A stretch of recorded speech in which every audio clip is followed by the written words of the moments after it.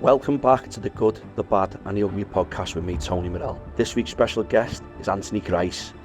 Anthony shares his journey of creating a beloved local cafe, helping people through COVID, mental health struggles, being mates with footballers, and how Fika Coffee has become a staple in the community.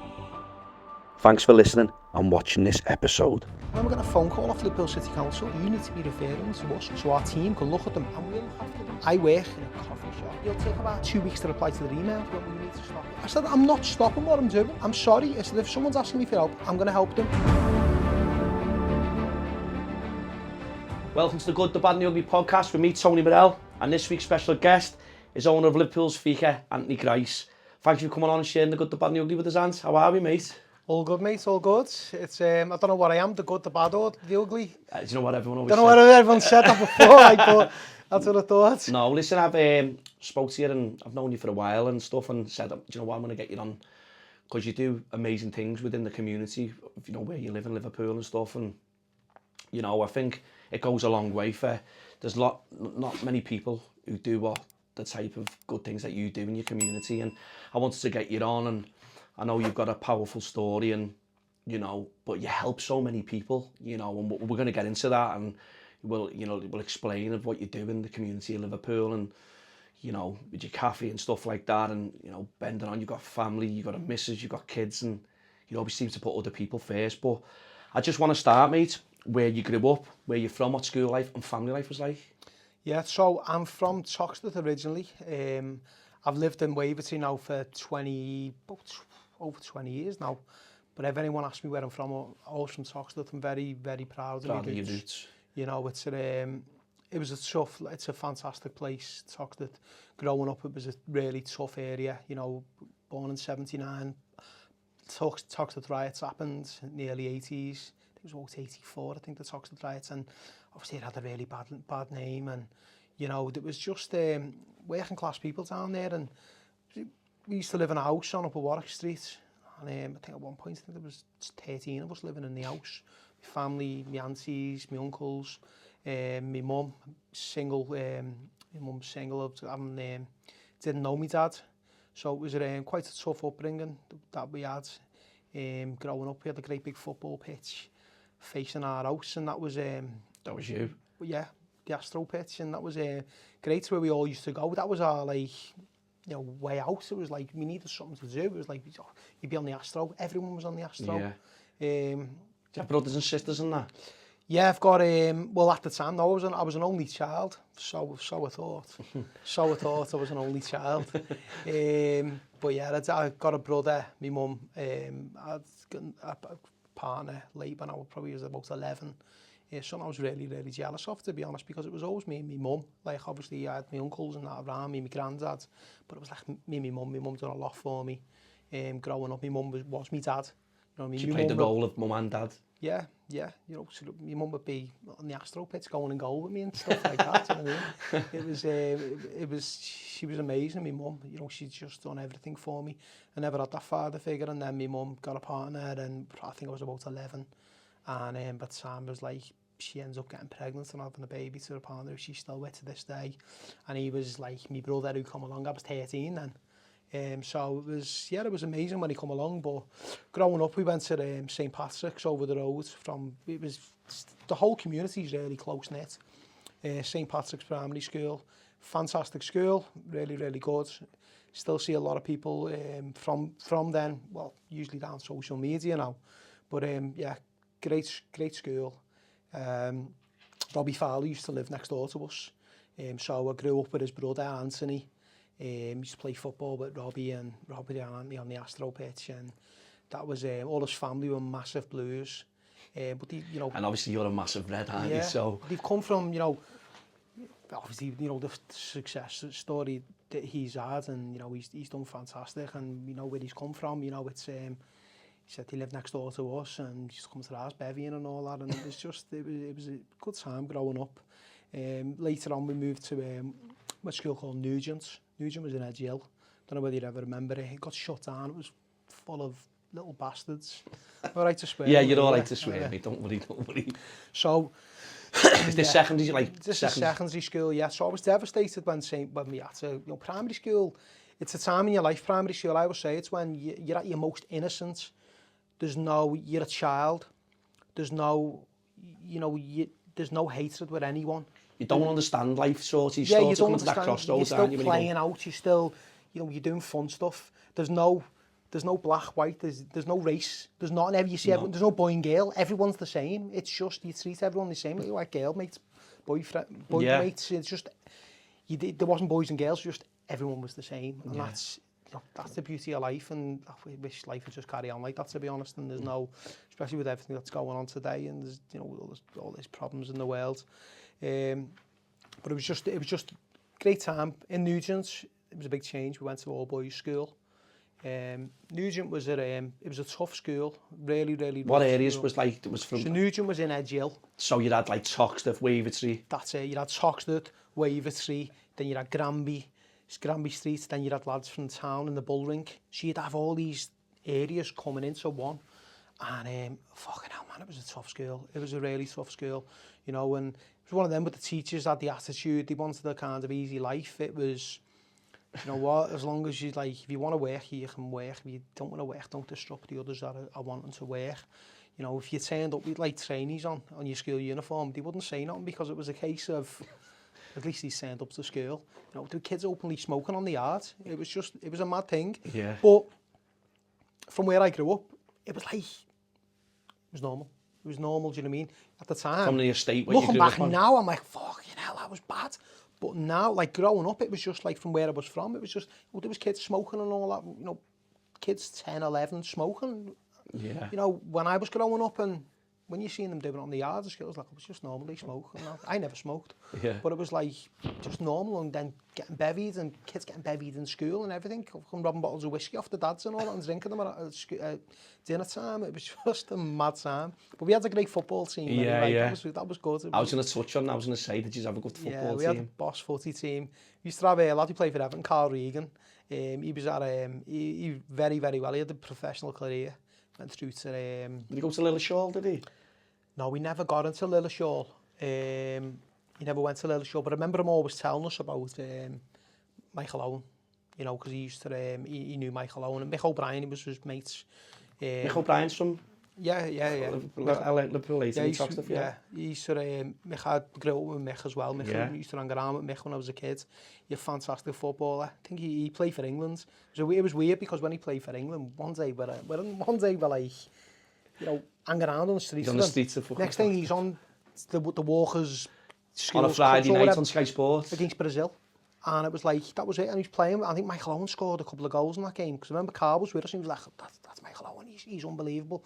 Well, Mick played in the game, we were like, fucking hell, there's Mick on the telly. And it was a surreal moment for us. Yeah. Ronaldinho played, he got Ronaldinho's shirt before no one knew Ronaldinho as well. Did he play in that? Played in that game and he got his shirt. That's some fucking it's memory, mad. That, like. He lives in America now, he's got a footy school, Mick.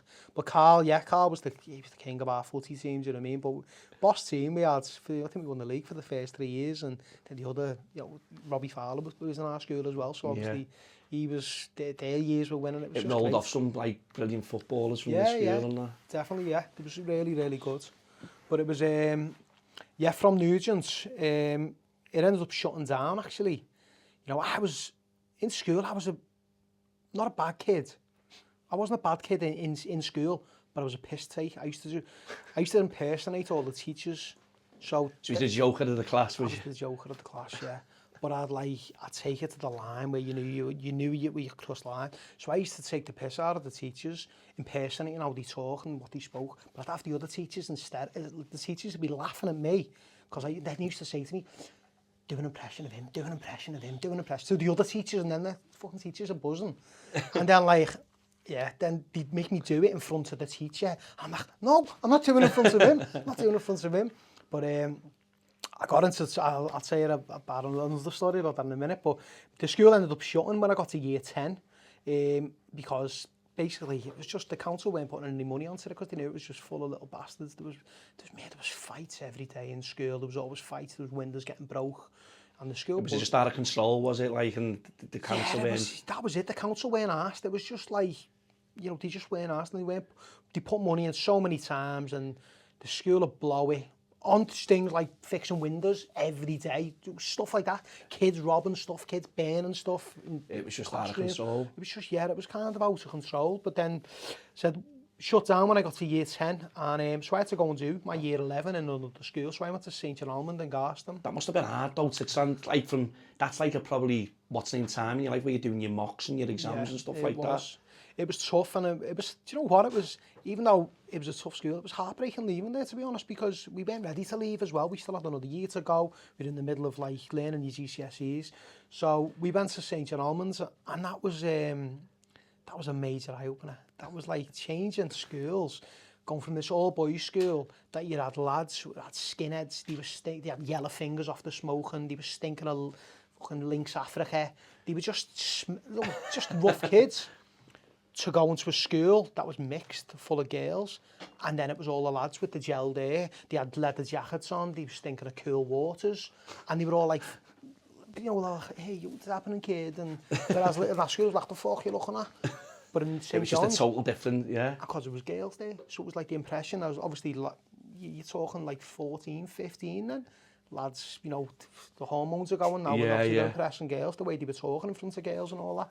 And I was like, wow, this is totally different. But I enjoyed the change. It was like, it's a bit more mixing with girls again, it's a bit more, you know, it's good. So again, you know, it was, I still kind of carried on where I left off really when I moved to this school, taking the piss out of the teachers. Yeah, it was and just I remember you, this one time, there was this one teacher, Mr. Sugger's name was, and I used to take the piss out of him, sort of, right to do it across the room, and he'd hear me, and you'd see him looking at me, and he knew I was taking the piss out of him, because every used to have the rooms and stitches. And this one time, he fucking come to me, and I'd done it on the yard, and he comes out, and he went, you get here now. And he took me into the PE, he was a PE teacher, took me to PE, fucking pinned me up against the wall, and he said, you take the piss out of me again, I swear to God, I'll fucking fill you in. And I'm like, I'm a kid, do you know what I mean? And I'm like, I won't say it, I won't. And I'm in charge of the exam board as well, so I'll mess all your exams up and everything. Really fucking threatened me, but I was like, I promise you won't do it again. So I was like, that was it, then I stopped, I was like, oh fuck, I've rattled him now, shit myself. And then we goes to we had our leaving do, with all the teachers. Teachers had a few bevies. And next thing, the teachers gets up on the mic, Tony come up on the stage and do an impression of Mr. Sugg. Do your impression of Mr. Sugg. And I'm just like, I can't fucking do this now. After like, I was still petrified. Yeah. And I'm looking at him and he's looking at me. And I'm like, nah, I can't do this. Next thing, he fucking bombs it out the room. He bombed it out the room, he stormed out. But I never done it. I was like, I can't do it. Just a little bit of respect. But it was a blessing in disguise that Nugent shut down, because that's where I met my missus, Lindsay. And we're still together today. So something going on, yeah, it's fantastic. You know, that we met in class. Childhood sweethearts. It's like... it is, yeah. She was in my drama class, and it was, I remember just seeing her for the first time and just being like, wow. And you know, you're just still like strong as ever, like, you know, and you've got, you know, obviously you've got two beautiful children as well, you know what I mean? So from there, when you were in leaving and you were coming to the end of school, what was you like, where did the path take you? You know, obviously you got friends and stuff outside of school. Was you getting into any, like we all do, you know, mischievous, you know, and was you getting into any trouble and stuff? Like in school, school was school, you know what I mean? I had a laugh in school, you know, but outside of school, you know, you don't get on with different people, mix with different people. I was mixing with different gangs all the time. There was kids, like I had friends who were older than me, 3 or 4 years older than me. So when I was like 12, 13, they were into like getting pissed on the street corners and all that. And, you know, then it was, you know, the drugs started. Smoking pot. And then the next thing, the ecstasy tablets started. And you're just seeing them getting, you know, first it was ciggies, then it was the ale, then it was the pot, then it was the LSD, then it was the cocaine. And you're just seeing them getting worse and worse. And I remember someone saying to me, that's how it all starts. It starts with something like that, especially at a young age, and it just gets worse and worse, and you just want more of a high. But we, you know, we had fun. We were little bastards. Mischievous. Yeah, I think a lot of kids were on it. You know, we get into robbing lead off rooftops, you know, going out to town on a Saturday and going shoplifting.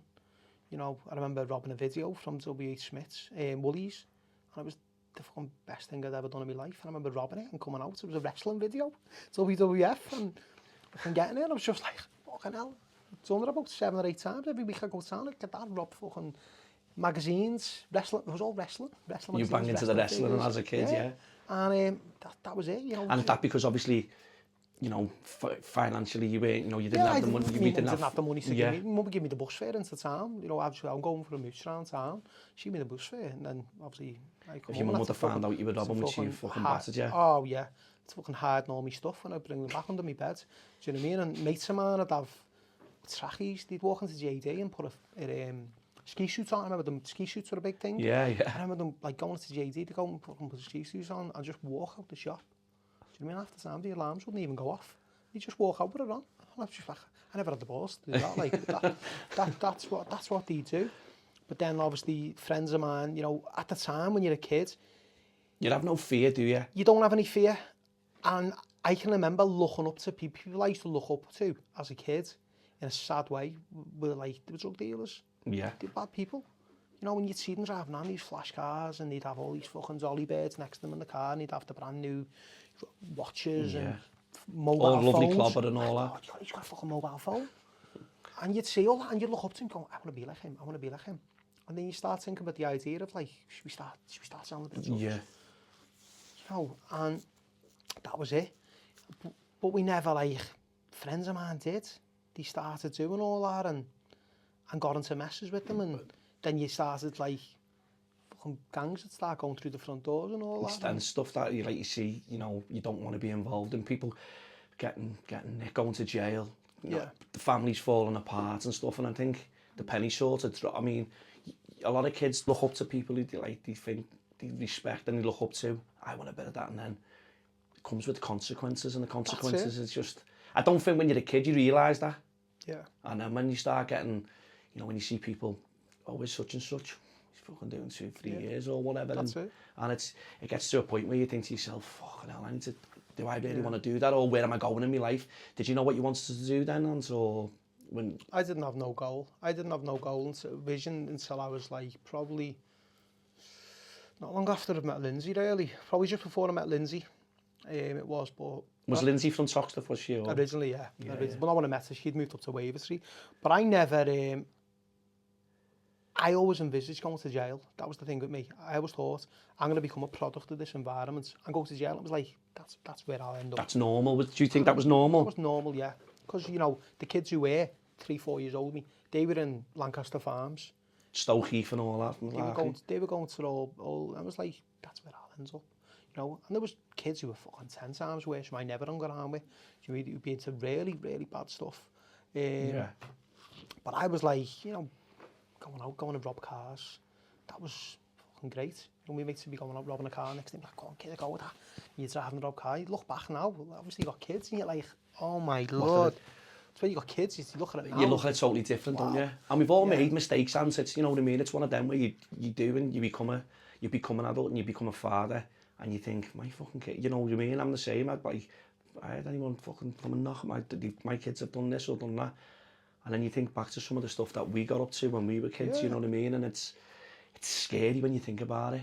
It is. And I think your missus, did she play a big part in sort of swaying you away? It did, yeah. So I used to, I started,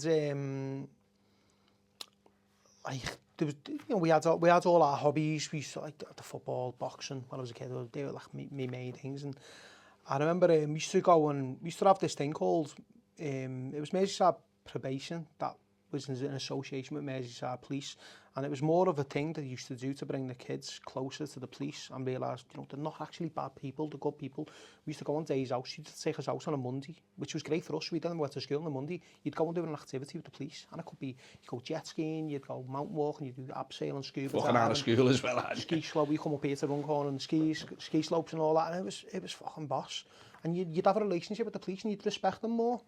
And we went away to camp in Wales. And we went away with the Air Cadets, and I ended up joining the Air Cadets on the back of it, because it was like, and that taught me a lot. About life, and gave me a lot of respect for people and stuff, and bit of discipline, quite discipline, to be honest. And the police ended up, on the back of that, I wanted to join the RAF, and then I met Lindsay, and I kind of it all changed. Then with Lindsay, I just wanted to be with her. Yeah, you fall in love and it's like, all that. And... So we went with the RAF. It was, I I ended up signing up to go in the RAF. She said, look, I don't want to step in front of your life. You need to do what's best for you. And she knew I really wanted to do it. She said, just do it. And I ended up doing it and went to the RAF. And I had an accident. I actually had an accident, to be honest. I snapped my knee playing footy when I was away, and ended up getting. It didn't go through.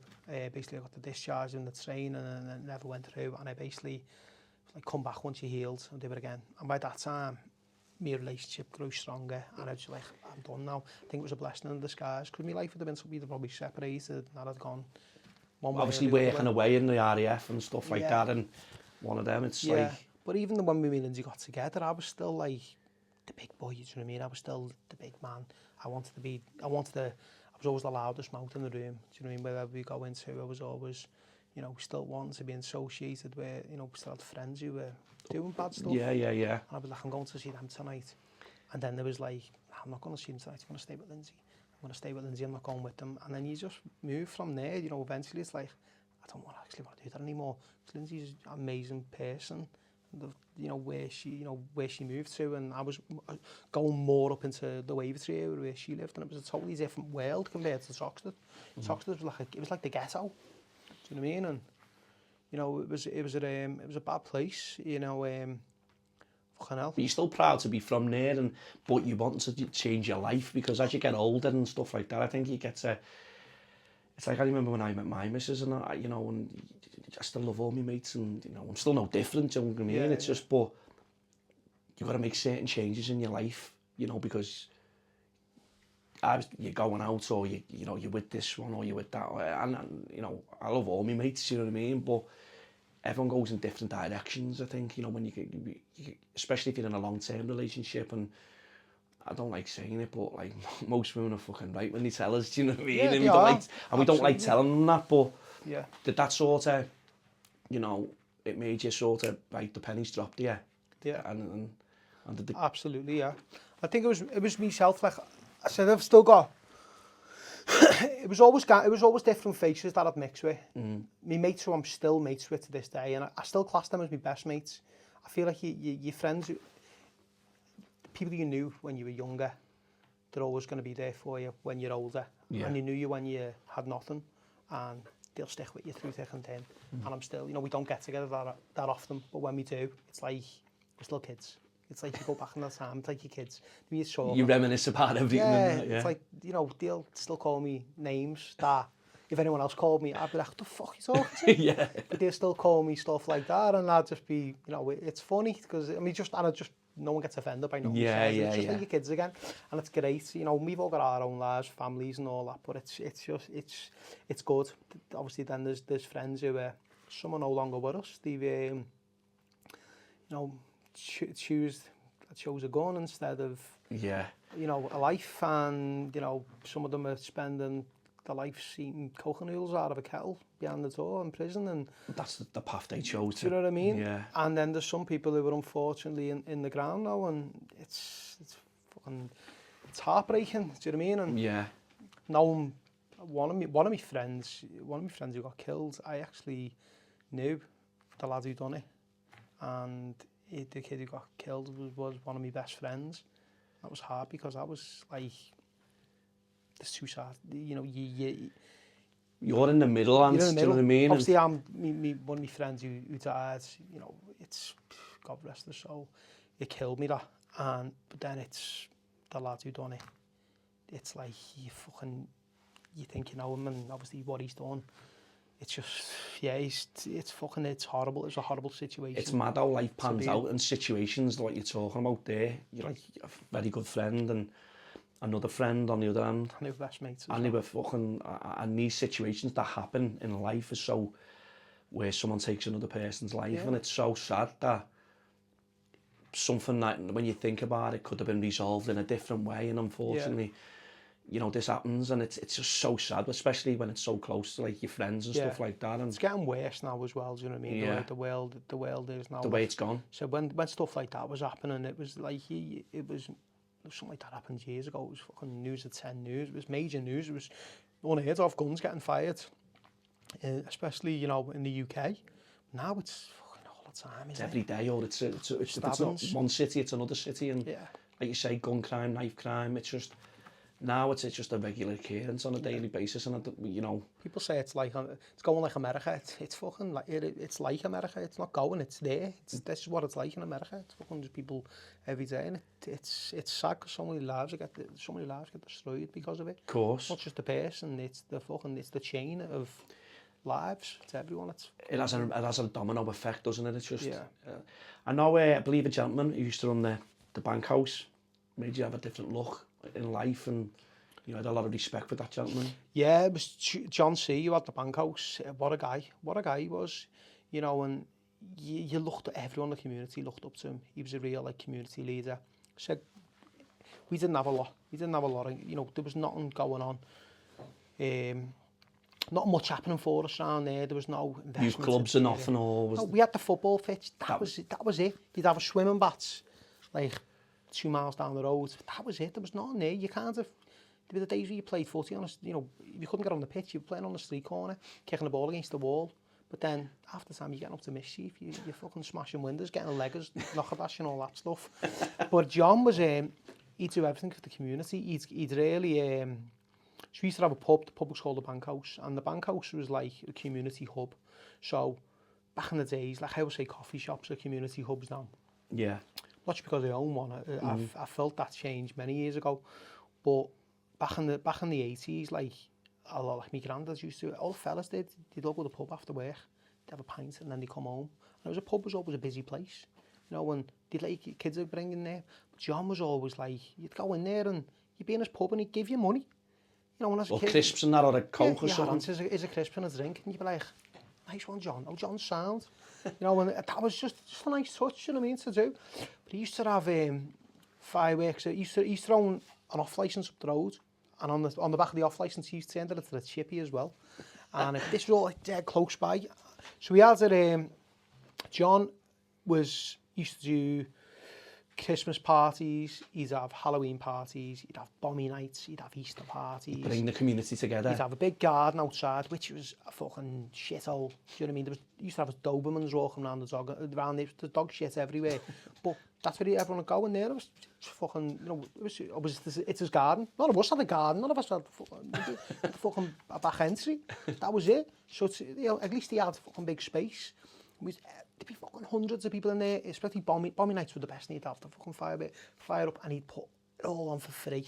He'd have food and all that as well. Firework display like that'd rival the King's Dock. You know, it was the food on. There'd be jack of potatoes, there'd be pandas, hot dogs and all hot dogs, soups, burgers, like endless amounts of like cup drinks, bottle drinks with little what are they called? Sendy pops, I think. Panda pops or something. Yeah, loads of them, and it was all free. Do you know what I mean? All the kids would be in there, they'd be getting potatoes out, fellas would be pulling the potatoes out in the foil, and you know, you'd have like a pan of beans and you'd throw some beans on it, and it was just all free for the community. And then Christmas as well. You'd have Christmas parties and give the kids free toys with fucking selection boxes. And I'm like, this fella, mate, he's a fucking... Just what a guy. But like, everyone had so much respect for him, and his pub was like always busy. And it was like, if anyone had like a problem or anything, they'd go and see John and say, John, what's this? And John was all like, in my house anyway, it was always like, go and see John C, go and see John C. And it's like, because he was like the face of the community, gave so much back to the area. You know, we were sponsoring football teams, darts teams, and you know, it was just great. You'd go in there and because we never had any money, he'd have loads of meat. So if he's in the wholesalers, he'd have loads of meat, and he'd have it all out in the shop. And he'd just pass it on for the price that he got it for. So it was like meat that was about to go out of date. He'd just like, look, give me the price what that paid for. So like, he'd come on with loads of meat that he paid, fucking £2 for or whatever. Load of steaks. I mean, and come home, she's like, got these off John. They're going off date tomorrow. Next thing, we're all having steak for our tea. Yeah. And he just, you know, he wouldn't be ripping everyone off because he knew no one had any fucking money around there. Everyone was on their asses. It was just a working class area back then as well. It was, you know, it was a tough place. But you know, you're speaking about the gentleman John there, and I see that in you because, like, I see what you do, you know, and like to hear from your background of like growing up in Sockstuff and stuff like that. You know, when you look up to somebody, like you say, you didn't have that father figure there or whatever, and you know, your mum had to play the role of mum and dad, and then obviously you've got people like John C, who obviously, you know, run the bank house and stuff, and then I see it with your cafe, with what you do, because, you know, you always help, you seem to always put other people first, because you probably know what it's like to have fucking nothing. Yeah. And then when you see people in today's day and age, which we should never ever see, is fucking food, people having to go to use food banks, people struggling, you know, madness. it's crazy. It and is. and I know you've seen it firsthand, where, Yeah. you know, people, you know, your cafe, you know, your food banks, you open your cafe, I remember lockdown, you're fucking going out and delivering to people's houses. And I remember, like, you know, some of your posts you were saying, like, don't feel embarrassed. Because a lot of people do feel embarrassed, and it's not no fault of their own. You know what I mean? It's like, so I can see what you're telling me. I see that in you, and what you've taken on from, you took that from that gentleman who owned the pub, and you've done that yourself to create and save many people's, and you probably don't look at it like that, but in hindsight, you know, the front line, or whatever you want to call it, you've seen it first hand, what it's like out there. That's what when COVID happened. COVID, obviously, we all know it was crazy, and I remember. So I seen this image of an old couple walking down a supermarket aisle, and you know, they had like a tin of beans in the trolley, and then there was a young couple next to them, and the trolley was mounted, and I thought you couldn't get the stuff off the top shelves, and it just hit home when I seen that. And then all the older people were getting told to lock down first. You know, remember when everyone was going to isolation, it was like, get the elderly locked down 2 weeks beforehand, and they started going first. And I was thinking, there's got to be old people without food here, because the pets have had to go. So don't get me wrong, I know COVID, people got the stories and the theories about COVID and all that. You fucking petrified. I don't care what anyone Scared, said. people were scared. Everyone was fucking scared of it. Everyone was scared of it. We didn't know what it was. Everyone was petrified, and there was people who literally would not come out their houses. They wouldn't open the door. And so I put it out there and said, if anyone's got any food bits, because I knew this is something what John C would have done as well. Yeah. It was like, these people are struggling. What can I do for them? So I put it out on social media and said, if anyone's got any food bits, that you've got anything extra, you know, anything extra. Tin of beans, fucking, yeah. Bring it around to the shop. And what we'll do is we'll start making up these boxes, and then I'm going to identify who needs these care packages. So we started doing that. Straight away the food starts coming in. It went fucking black. And then the next thing, it more and more stuff coming in. Obviously, because of the presence on social media, you were getting people like who weren't even from Liverpool. They were from places like fucking, you know, Southampton and Ireland, and they were pinging money. You were sending me your bank details, and they were pinging like 50 quid, 200 quid over. Like, there's your money. So I was using that money, and because obviously the supermarkets were bare, I still had, because I've got a shop, I've still got Wholesale, did you have wholesale, yeah, so I can still get access. And because of the, you know, hospitality, retail, I could get in there before everyone else, because they shut it down to like other trades. It's only like retail and hospitality that could get in there. So we ended up, I used to get there first thing in the morning, so I had no problems getting all the stuff. So I'd use that money, and then next thing I'd fill the shop up. And I'm like, right, okay, I need to start finding people now. And I said, put on social media, if anyone's struggling, as you just said, if anyone's struggling, get in touch with me. Don't be embarrassed to get in touch with me, because I know I couldn't do it. I couldn't do it. If I was struggling, I could message you and say, look, I'm on my fucking arse. I just couldn't do it. And I've been there before, and I know what it's like, but I'm a different person now. But I don't think I can do it anymore. And it takes a lot of strength to do that. It's a lot of strength for someone to ask for help, especially. And I think that's in today's society. A lot of people are scared to ask for help. Yeah. And I used to say to people, look, like, at first, I think it was on my own personal Facebook, I put it out there first, and I said, look, just contact me if you're struggling. I'm not going to go to your house and take a fucking glory hunting selfie and say, look what I've done for you.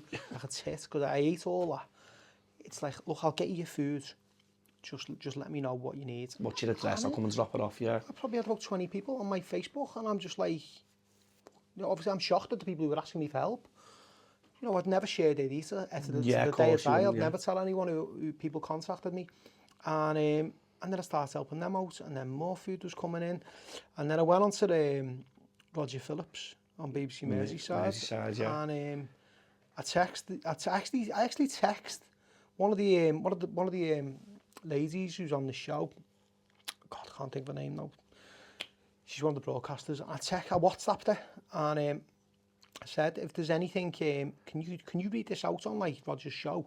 Just if anyone's struggling out there. And then she phoned me and said, will you come on the air and talk about it? And I said, yeah, okay. So I went live on the air and I gave me number out.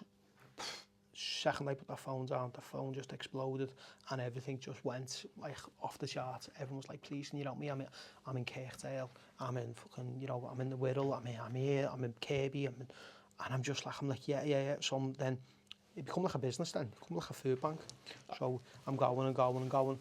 And then... How was your wife dealing with all this as well, Ant? She was still working as normal.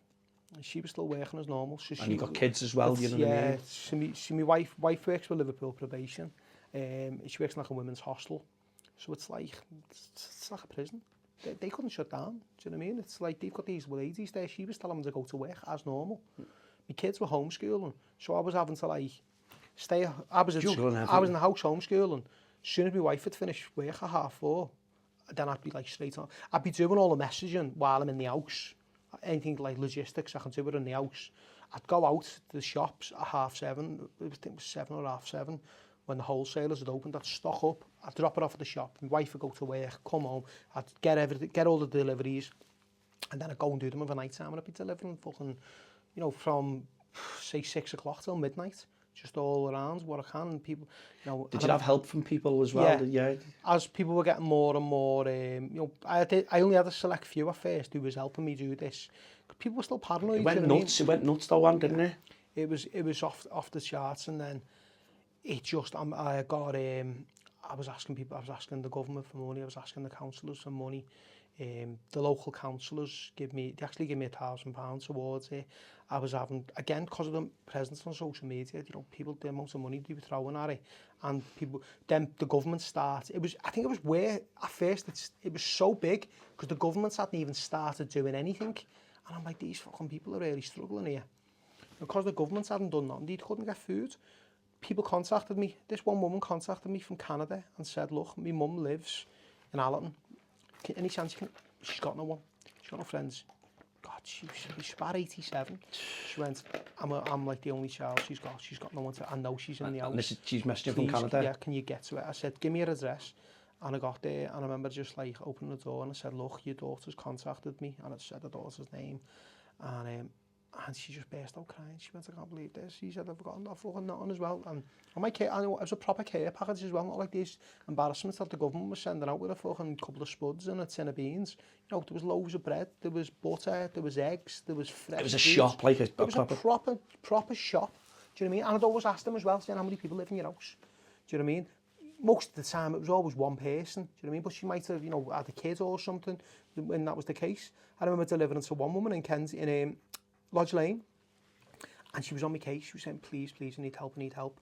I'm like, look, I'll get to you. Because that was the thing. It was like, I can't give you the time. Because you had that many. I was like, I'll get to you when I can get to you. I promise you.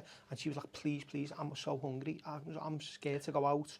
And fucking, that must be heartbreaking, reading that. I remember getting to the woman's house, and I never used to engage in conversation. There was only a couple that would stop me on the work. Why would that break your hands? Would that? Yeah, I wouldn't want to talk to them or nothing. I wouldn't like. Not want to talk because I knew it was embarrassing for them to ask me anyway.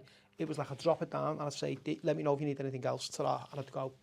Because I knew it was a big thing for them to ask me. Some of them wouldn't answer the door. A lot of people do you feel embarrassed, you mean, and that? A lot wouldn't answer the door. And I remember doing this woman and her daughter, and I said she was on my case, and I took it, I dropped it off to her, and I actually texted her when I got back in the car.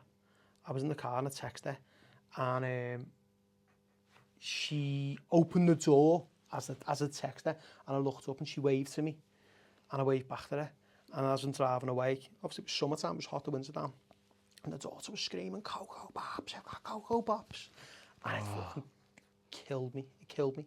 While you're driving away, did you? It killed me, mate. That was just a little thing like that. It fucking broke me. It really did. It's like, it's a box of Cocoa Pops. Then it's like, but then you've got that struggle that fucking people have. Yeah, it was hard. It was so hard.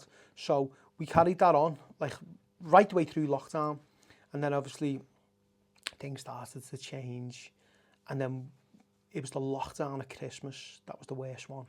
So when we locked down at Christmas, you had people who were like in the entertainment business who had been out of work, who were self-employed. Yeah, yeah. They couldn't get no furlough or nothing like that. They had no nothing.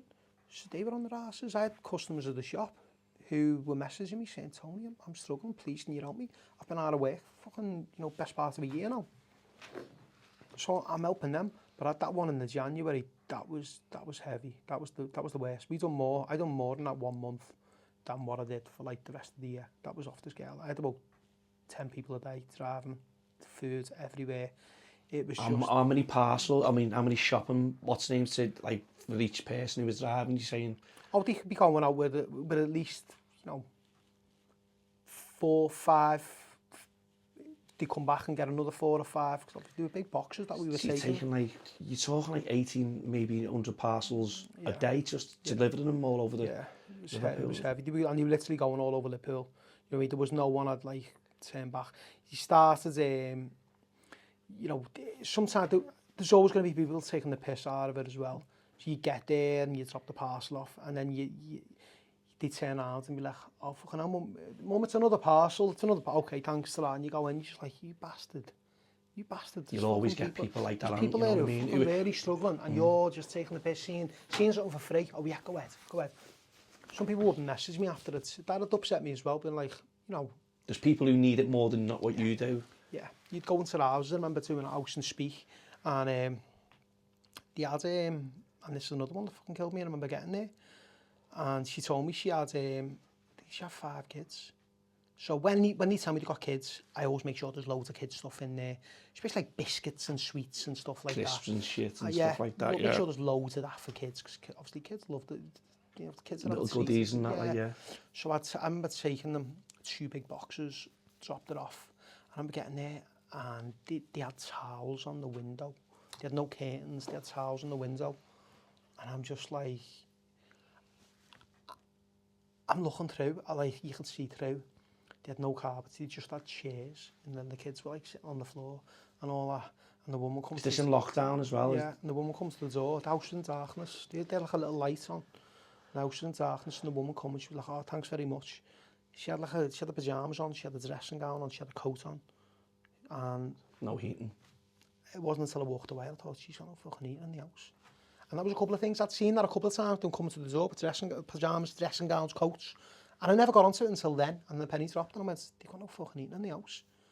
And it's just fucking, it's hard. People were really, really struggling. And it was, really, really tough time. But, and then obviously in that January as well, that was all the, I think that was the school meals, or that was the year after, all the school meals stuff started happening, I think it was the year later that I went to the school meals. That was another one that was heavy, but it was one of them I felt I had a duty to do, and once it started it, I was like, and I needed to see the people that needed help, I needed to help them, I really did, because I knew what it was like to struggle. I knew the days when, we were growing up in our house. We used to have on a Wednesday, Ballyanze, my nan used to call it. Fuck all it. We'd have none. Yeah. We'd have fucking none. Fucking cabbage water or something. It was literally, she'd make a stock or something. That's all we'd have. It was like, fucking, it was tough and like being hungry, and it'd be like, isn't there any this now? No, we haven't got none. And it's like, okay, you just accepted it because you knew nothing different. Yeah. But I remember it being fucking like, oh, fucking hell. But I'm seeing you doing what you're doing there, you know what it's like. It's to have fucking nothing, and then to go and like give back to the community, not because you know how it feels to fucking then going out on seeing it firsthand, people coming to the door with fucking like kids in the background as you're driving away here and like Cocoa Pops. I fucking got a tear in my eye thinking about it, because you think to yourself, something like that is something like, every child should wake up to having breakfast in the morning and stuff like that.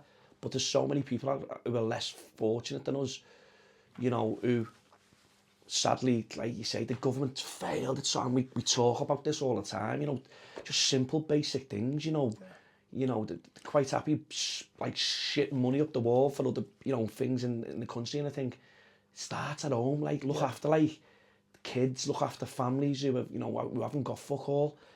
And especially when it was in lockdown and like see yourself, imagine how many, if it wasn't for the likes of you, Ants, and the people who helped you, how many people would be fucking struggling, like, but have no food, no, you know, you're probably talking hundreds and, you know, maybe thousands, you know what I mean? Do you know what I got the real kick in the teeth moment was, right?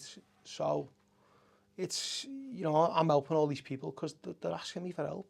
I'm not going to ignore them. It's like, if I can help you, I'll help you. I'll promise you, I'll do my best to help you. Yeah. Because I've got the stuff there. I will help you. Yeah. Do you know what I mean? And I remember getting a phone call off Liverpool City Council, my good friends, and they said, we've been told, is this Tony? And I'm like, it is, yeah. He said, it's Liverpool City Council here. I'm thinking, oh, fuck, what have I done now? And he went, we believe that you've been delivering parcels across the city. I'm like, yeah. Food parcels to people who were struggling, financially, lockdown, blah, blah, blah. I said, yeah. And he said, who are these people contacting you? I went, you normal people. I said, they're just normal people contacting me. You need to stop what you're doing and refer them to us. I said, why do you need to refer them to us? He said, they're just contacting me for food. I said, I'm not going to fucking go jump through loops, send them to you. When I can just help them. They need food, like, they're hungry. Now, they need it now, yeah. And he said, yeah, but you're not trained to deal with this. I'm like, what do you mean I'm not trained to deal with it? He said, well, we have teams of people. We have teams of people who work for us, who are trained to deal with people who are struggling, you know, mentally struggling, you know, who are in lockdown and they're locked away and, you know, they've got no money. We need to find out and identify these people. So you need to be referring to us so our team can look at them and we'll look after them. And I said, with all due respect, I said, you need to go and analyse how your team works. That I work in a coffee shop. I bake fucking chocolate brownies for a living.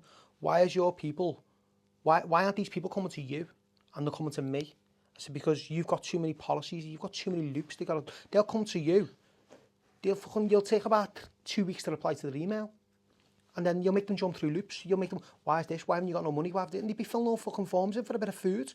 When they're starving there and then, yeah, you know what I mean? They just need fucking help. I said, he went, well, you need to stop it. I said, I'm not stopping it. He said, well, you'll get a visit off our enforcement team. I said, why are you going to send your enforcement team out to fucking tell me to stop what I'm doing? I said, I'm not stopping what I'm doing. I'm sorry. I said, if someone's asking me for help, I'm going to help them. You need to look at your policy and change how you're doing things for people to contact you and help them. I'm not stopping it. I'm sorry, but that's the way it is. Okay. But I was like, it was the end of the call. I'm like, I was fucking, my blood was boiling. Was you fuming? I'm like, not even a well done for what you're doing or this is great what you're doing. It's no, it was just like, stop doing it. I'm like, how can you tell me to fucking stop doing it and pass their details on to them? Fuck off. So that was a real kick in the teeth moment. Yeah. You know, and in the end, as I said, at the end of all the lockdown stuff, we done over 3,000 parcels. We delivered. A lot of the early day ones said, I done a lot by myself, do you know what I mean? Before you, yeah. Yeah, but then obviously people started to help me. But they said the January one, that was the height of it. That was unbelievable, the January one. And, you know, people, obviously, I needed to keep my shop going as well. You know, I still needed an income. Yeah. Through all this. So I remember driving around and there were the days when you used to have shop fronts, like all you'd have was the glass. Remember they used to have the glass on the door and you'd fucking talk to the glass. There was all this social distancing and all this.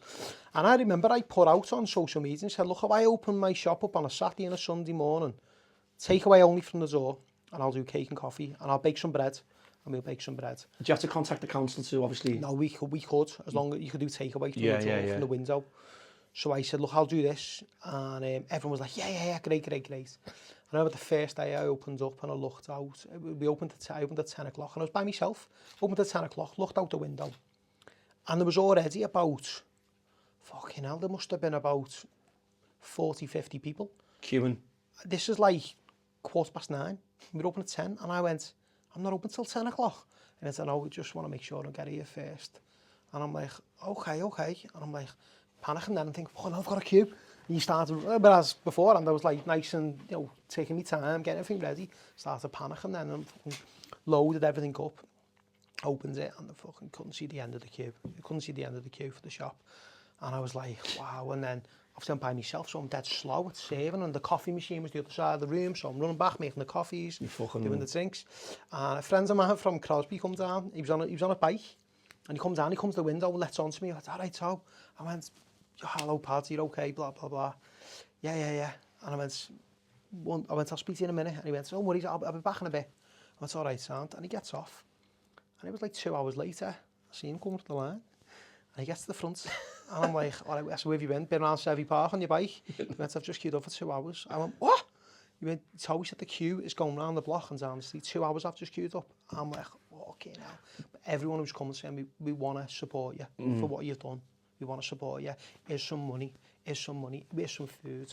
We want to support you. We want to say thank you. And it was just like, everyone appreciated what I'd done for them then. And I was like... But that's what I wanted to say, Ant. That's why Fika is not just a normal coffee shop. And it's like, you know, from your shop and like on the, you know, down the waterfront and stuff like that. Just what you'd say in there. Like, you know, people coming to support you and stuff like that. And I know you're not that type of person who fucking wants all... You've got a good heart. You know, you like I said previously, you know what it's like to have fucking nothing. And you don't want nothing for it. Because you want to help people and stuff like that. And it just goes to show when you're saying, in times of fucking troubles and stuff like that, you're opening your shop, you're running the shop on your own coffees, making brownies, serving people and all that, and people have come from as far as Crosby, you know, the other end of Liverpool to fucking come and see you, to support you. You think he's been on a bike ride, he's been stuck in a queue for 2 hours. It just goes to show how good heart you've got. Yeah. And it's good to see there's people like yourself in the city who do a lot for people, and you know, it doesn't go unnoticed. And without the likes of people like yourself, there'd be many fucking people who probably wouldn't be here now, because you know, feeding them, and you know, and your positivity and stuff like that you bring. And I see it on you, you know, I see it on your board. With my daughter, she said to me, Dad, that's the coffee shop with the quotes and stuff like that. And I went, yeah, because all them quotes, Olivia, they're from the fucking heart, them, you know. They all started from lockdown, them quotes. I started doing them because everyone's spirits were low. Everyone's at an all-time low in lockdown. Yeah. Everyone needs to picking up. And I used to do them beforehand, but in lockdown I'd always make a point of going to do a real powerful one. I'd stick it in the middle of the road and I'd take a picture, and he'd just go nuts. He'd like go viral, and because it was times when everyone's spirits were low, and it was just a motivational thing. You can pick people up and that, can't it? That's that little one quote. Was it. I used to get loads of people messaging me over them, like, that's really helped me today, Dad, thank you. And loads. I get them still to this day. Yeah. I might get 10, 20 people message a day. Inbox me saying, so, blah, blah, blah. Been really struggling. That messages just really pick me up. And it's like, they're the people like you do it for. You do them for, you do the positive messages. I love getting messages like that. Yeah. It's like that messages, and it's just words, but it's really sunk into someone that's really picked the day up. You change that person's day. You change that person's day who could be having a shit time, and they've just read it and gone, fucking hell, mate, I need to hit the ground running here, you know what I mean? Instead of like lying in bed or feeling down over something or whatever, and just picks them right up. So they were like, they were massive through lockdown. And you know, I felt I had a duty to the community and a duty to the city to help everyone as much as I can. And you know, I didn't do it for any recognition. I just done it because I knew it's the right thing to do, and I knew, you know, I know what it's like to have that lifeline there when you've got none. Like John was the lifeline for a lot of people in our community when we had nothing. He was the lifeline for all us kids. You know, we'd be there. We'd burst the ball and he'd go and buy us a footy. Yeah, lads, here's a footy or whatever. Which is a fucking big thing when you're a kid. And you of course, to play, especially football. You know, and I ended up being awarded. I got nominated for the Pride of Britain Awards. And I got nominated. I actually received, I got put forward for the UK Community Connectors Awards, which was by my local MP who put me forward. And it was a national award. And I got shortlisted and I won the award, and that was like, as that's I said, a proud moment. I don't do it for awards, but it was like she said, like, it was their secretary said she's put you forward for this award, and we done it, and well, sorry, she done it, and Hera won the award. And the irony of it is, I was meant to go down, if it weren't COVID, I was going to go down to London and get it off Boris Johnson. Fucking hard. The irony of everything! That's to fucking go and get it off. Off him, yeah. Off him. So that was, it was all done on Zoom. It was, yeah, there was about 20 MPs on this. He wasn't on it. Fuck, anyway, he didn't remember. Sunak, who's the one who was in the jungle? What was his name? Hancock. He was on the Zoom with us. He was on a couple of other MPs, and the top guy for BT, the main director, he was there, and it was because it was lockdown. It was still at the end of lockdown. It was all Zoom then. So I remember being in my living room, sat on a chair, my fucking boxies, and just like a shirt, all like that. And I had my trophy. They'd posted the trophy out to me and all that, and they'd done like an online presentation in my living room.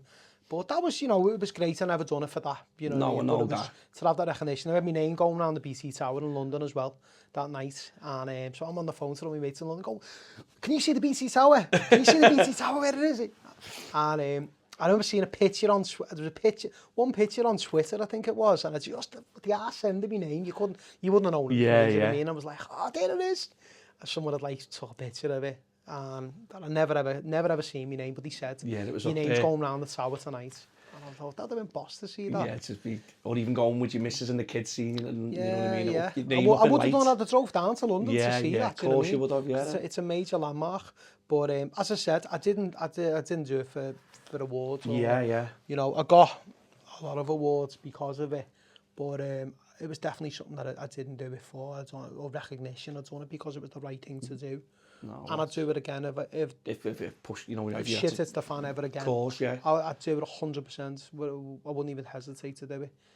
Even now, like with everything that's gone on recently, it's like my mind's working overtime, and I'm just like, what can I do? How can I do my bit now? I need to do something. It's like, you know, obviously the big thing on Spellow Lane, and I'm monitoring things online and thinking, the place going on fire, I'm looking, I'm like, what can I do? And right, he's doing books, he's doing that, and there's nothing I can, I want to fit in somewhere. You just want to try and help? I just want to help people, all the time. And I said, with the poor kids as well, it's just, all that's heartbreaking, and I'd love to, I will do something eventually for it, you know what I mean? But I've always done charity work. Yeah. We used to do the boxing events, so with Older Eye, we used to raise a lot of money for Older Eye. That was one thing we used to do, was charity boxing events. So I've done these for 10 years. And I think that's how I first actually connected with you. I think it was on Twitter. I think through doing boxing events, I used to post boxing stuff. And I know you were mates with Bella. I think I remember seeing your banner in the middle of the ring with Tony. Tours. And it's just, I used to do, what I used to do is, because I was there, I used to box for the Golden Gloves in Soxters when I was a kid. And look up to people like Shane Airy. What a guy Jimmy Airy is. He was a god, do you know what I mean? In the gym, he used to train in the gym the same time as the kids, and he was fucking world champion. You were like watching him on the telly, and next thing he's on the next He's on the fucking gym next year. Going in the ring, sparring with me and sparring with all the kids, and just lightly, but he's fucking, what a guy he is. And he's a massive blue as well, Jimmy. And his son's just as nice as well. He's a fantastic lad. He comes in the shop quite often. And so the boxing, the charity boxing, that was something that I wanted to raise money, and I thought, I'd done this charity boxing event, and it was a load of lads who'd never boxed before. And training them and all that. Training them. And so I thought, I'm going to start doing these. So what I done was, I got lads who'd never boxed. They've always wanted the dream of getting in the ring, just having a go. I wanted to get the lads to do like the ring walks and just experience what it's like in the ring. So I used to say to them, look, you get 10 weeks training for free. You get matched up at the end of it. You know, you learn how to box, how to move, maintain balance, punch correctly, defend yourself, and then we'll match you all up at the end of it. And we'll put you in the ring. We'll have a great big night. It'll be a night in the spotlight. Yeah. Walk out to your entrance music. Family, friends, and all that there to support. I said, you have to raise money. It's all about raising money for Older Eye. And I've done Older Eye because Older Eye is obviously, it's an amazing charity. Older Eye is amazing, right in our doorstep. Yeah, for the kids hospital. My daughter, obviously, I've just she broke her arm, didn't she? Trauma with my daughter, and it's on our doorstep, and it's a fantastic place. So we'd I've done that for 10 years. We used to do like 3 events here, and fantastic times, and I raised probably close to £500,000 doing all them events. And that was something that something I loved, but there was a big benefit for Alderey at the end of it, and it was fantastic. You know, obviously they got a lot of money out of it, yeah. And it was just something that I loved doing, and it was great. I loved seeing the lads getting involved, and a lot of lads that get in touch with me who had like always wanted to do it. And one guy who's done it, his dad, you know, his dad always wanted to box as a kid, and he was always petrified of doing it. His dad died, and he contacted me. He was 55, and he contacted me, said, "Can I do it?" And I said, "I'm not so old, am I?" And I went, "No, you can do it." And I ended up actually putting him in the ring, because what happened was he was always off balance. He was always off balance when he was fighting. On the back, he was big monster. He was like the honey monster. Carl, his name was. He's a bricklayer, boss lad. He still texts me now and again. And the punch on him was unbelievable. Anyway, Carl ends up. He said he was always off balance, and maybe we sparred, and the next thing he like got dropped, and then he got dropped again. And I was like, he's not even getting hit that as hard. Why is he going down? And 2 days before the fight, he turned around and he said, "So I've got something to tell you, don't worry, he's only got one leg." And what? He went, "Only got one leg." And then he pulled it up and he had a fucking titanium leg. Fucking hell. We'd never got onto it or nothing, because you always used to have trackies and they sucked in Yeah. and all that. He had the titanium leg, and he done it. And I said, "Look, Carl," I said, "I'm going to have to change your opponent here, mate." So he ended up putting him in with a fella, even though John, who's 55 himself, same age, and he said, "And John, just do the rounds with him, mate." I said, "He shouldn't really be going in there." But he wants that, you know... Yeah, he shouldn't really be going in there. But look, he just wants experience. So John got in there and had a little dance around with him, because he'd sold all the tickets, and it was a big moment for it, and he was so proud of doing it. He was like, "I've done this for my father," and he was so appreciative. That was a great story of him doing that. Always wanting to do it. Special moments. One and moments. only time he done it, and yeah, brilliant it was. But yeah, I said I've always done charity work, and I've always liked to give back where I can give back, and yeah, I'll still continue doing it. That's like I'm saying, you're busy, like you say, with the Beatles tour company, the minibus company, but also giving youngsters a chance who similar background and story to yourself. How did that come about with the Beatles company and the minibus? So the Beatles, so what I used to do is when I was, so I used to be, I've had a few jobs, like obviously I worked in the restaurants a long time ago. I used to work for Abbey National, Bank Santander. I remember going to work for a car hire company. It was the worst thing I'd ever done, going from working to Santander. It was a massive company, Abbey National. And the job became monotonous, and I went, right, I'm moving, I can't do this no longer. Just because you're going to the same work, doing the same shit over and over again. And my brother-in-law said, "There's a job going in our place here. You got a company car, this, that and the other." I'm like, "Yeah, I'm going to do it. Went, give me notice in, left." And I remember being there for about a week, and I'm like, "I can't fucking do this. What have I done? You've had that moment in your life, you're like, I can't go back now." I was devastated, so I thought, I need a trade. You know, at the time, I was about 23. I thought, I need to get a trade or something. To fall back on if anything goes... Yeah, I just actually bought a house as well. At the time, I was working on the doors in town. I used to do the doors in town. And so I was doing the 2 jobs. I was doing the doors in town, then I was doing the car, I think. And it was, it was hard. And I ended up thinking, what can I do? And I want to be a plumber. So what I done was, I thought, if I go and be on the taxis, I knew a taxi driver, and I knew how the taxis worked. So if I can go on the taxis, start working the taxis, I can work around and go to college. I still get an income to pay my mortgage, and I can go and get a trade. And that was the plan was. And went on to the taxis, passed the test, gets on them. The good old days on the taxis, as every taxi driver tells you. Fucking brilliant years ago, the taxis. Oh, the shite now. Fucking Uber have killed it. Delta have killed it. Oh, well, that one, been busy, mate. You're red or blue. Fucking every time on the taxi. Have you seen Peter Kay? He says that, you know. Yeah. Fucking, it's just that happens, isn't it? Yeah, of course. You've been busy, what time you're on, so? Fuck off, will you? Just have to be something normal. I do it now when I get in the cars. I don't say that anymore. I'll just bang into a different conversation. I know that throw the taxi driver out because they get it every single My missus says to me when I get in a taxi, she said, Tony, don't say it. So I just get in and go, right, mate, it's been busy. You know, don't blame it, she fucking go ballistic. She's like, they're just looking at me and I'm like, you know what I mean? I just do it just to wind it up, like, but... So we done, so I ended up, being on the taxis, and as soon as I was on the taxis, I was earning more money than I've ever earned in my life. I was like, fuck this. College just went, out the window. I was due to start in like the August, and I was like, fuck this.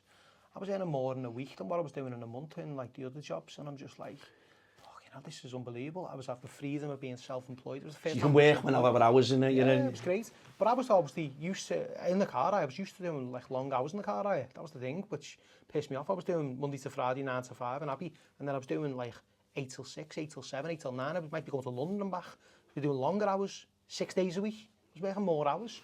And I remember working like similar sorts of attitude on the taxis.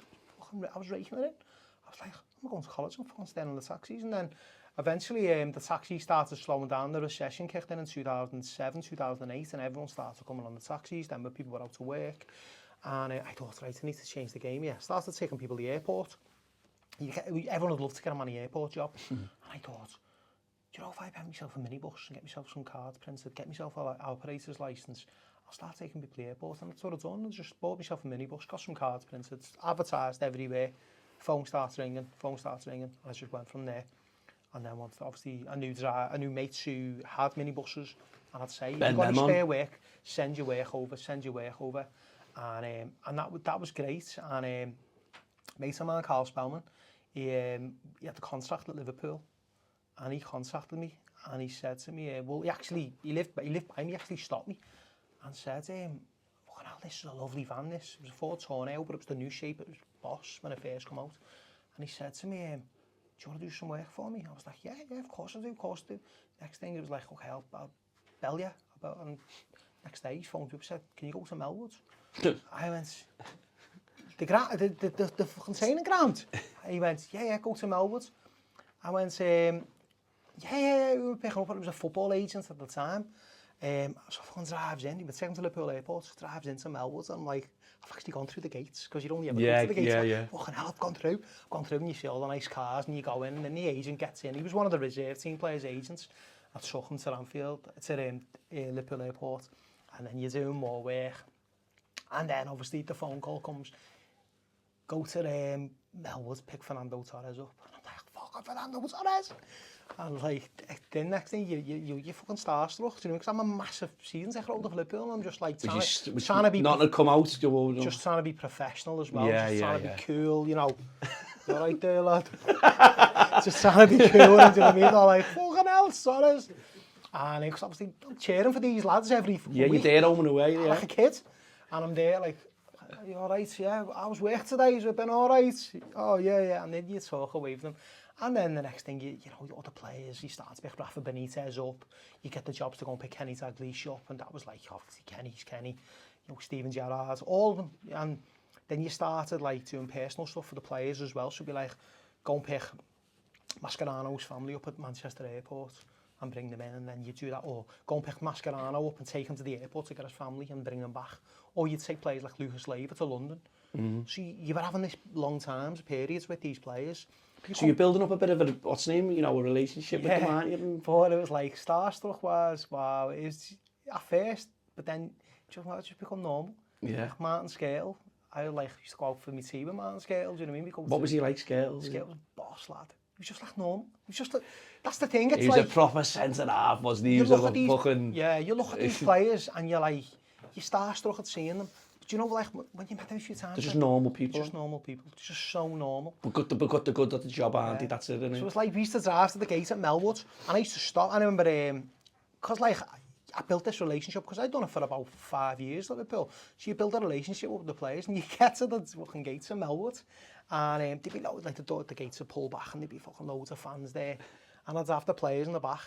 You were just driving out, you're on Sky Sports News. Yeah, that happened loads of times. I was always on Sky Sports. But I'd say to them, I went, yeah, I'll put the window down. Like, no. I'm like, fuck off, you're signing them. And I used to open the door, went to our kids, and they'd be hanging out.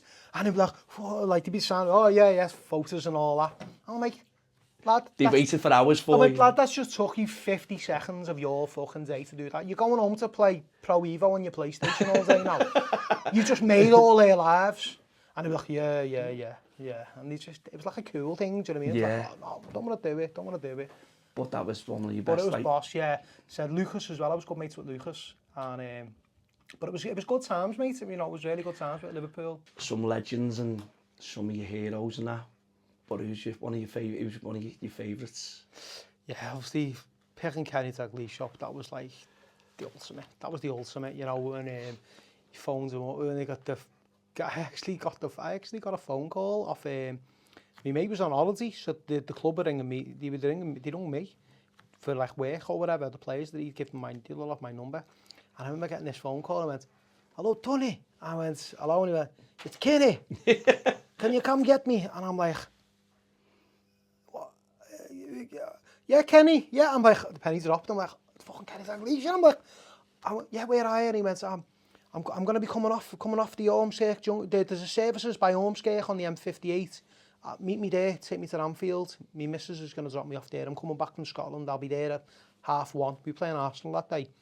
And I'm like, yeah, of course. And the next thing, fucking, I'm there waiting dead early. Next thing, this Ranger comes down. Kenny jumps out, gets him. And that was it. And he was in the car all the way to Anfield, football traffic, praying for the fucking traffic jam and everything. I was just wondering. Was he just chatting? Yeah, just chatting away. He was on his phone. It was like, my daughter's asked me to choose me, I think it was a birthday. She's asked me to choose a birthday present, and she'll hint to my wife what I want, you know what I mean? So, like, that's what she must do, she's like, what do you want? And she'll drop the hint to her missus then, I think he likes that, you know? And that's what he does. I'm just choosing that.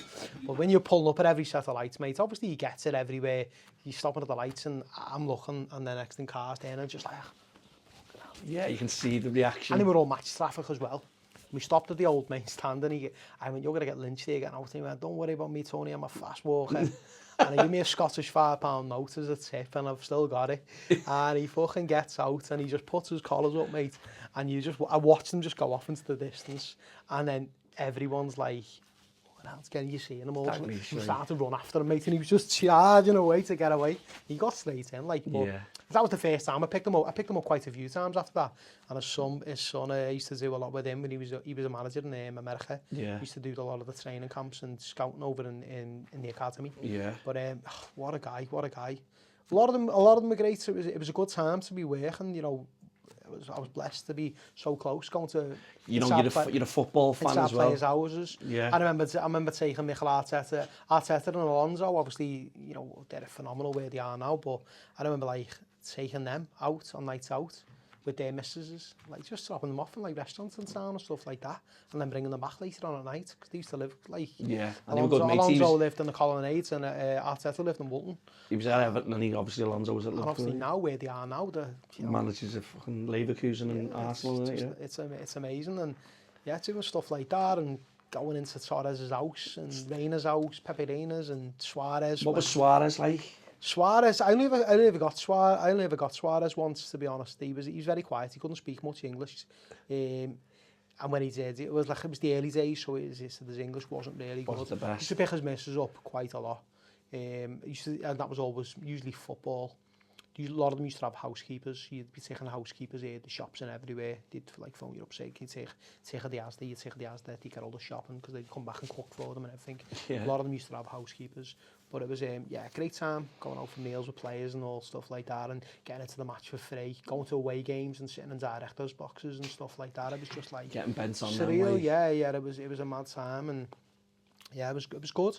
But said I moved away from with the minibuses.